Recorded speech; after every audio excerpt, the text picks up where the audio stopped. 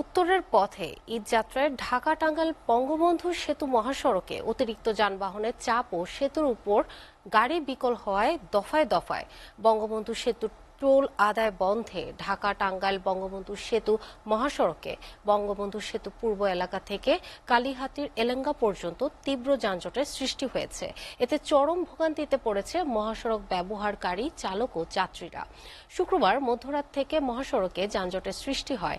Police ও সেতু কর্তৃপক্ষ জানায়, ভোরে সেতুর উপর যানজটের চাপ বেড়ে যায়। অন্যদিকে কয়েকটি গাড়ি বিকল হয়ে যায়। পরে বিকল হওয়া যানবাহনগুলো সরিয়ে নিতে কিছুটা সময় লাগে, যার ফলে অতিরিক্ত গাড়ির চাপে যানজটের সৃষ্টি হয়।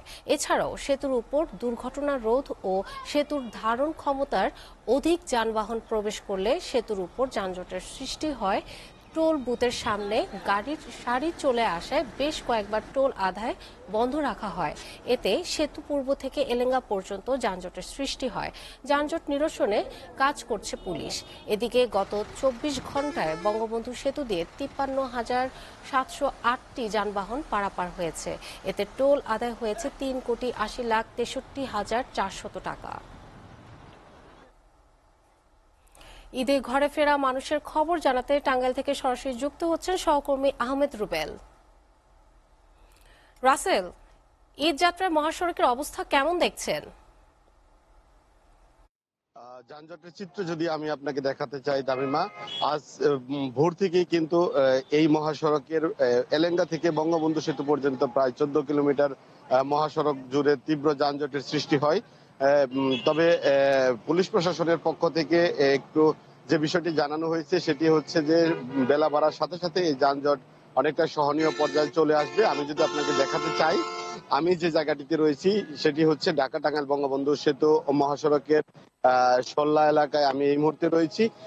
তাদেরকে আপনি স্ক্রিনে দেখছেন, তারা গর্ভবতী মানুষ, তারা উত্তরবঙ্গ দিকে ছুটে চলেছে। তারা কিন্তু বঙ্গবন্ধু সেতু পার হয়ে উত্তরবঙ্গের দিকে চলে যাবে। তবে প্রশাসনের পক্ষ থেকে এই অতিরিক্ত গাড়ির চাপ সামলাতে এই এলেঙ্গা থেকে বঙ্গবন্ধু সেতু পর্যন্ত যে 2 লেন রয়েছে সেই 2 লেন কিন্তু একমুখী ভাবে চলাচলের জন্য উন্মুক্ত করে দেওয়া হয়েছে। পক্ষান্তরে যারা উত্তরবঙ্গ থেকে ঢাকাগামী যে গাড়িগুলি রয়েছে সেই গাড়িগুলিকে আঞ্চলিক একটি সড়ক ধরে ভুয়াপুর হয়ে এলেঙ্গাতে উঠতে হচ্ছে, যে কারণে যানজটের মাত্রাটা এই ঈদ যাত্রায় অনেকটাই কম।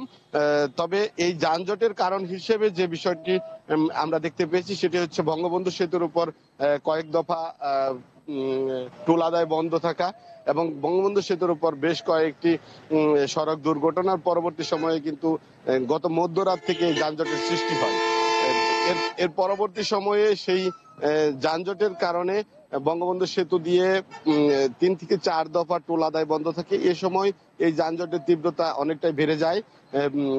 পরবর্তী সময়ে সকালবেলা থেকে কিন্তু এই যানজট পরিস্থিতি অনেকটাই স্বাভাবিক বা সহনীয় পর্যায়ে চলে আসছে আমরা দেখতে পেয়েছি।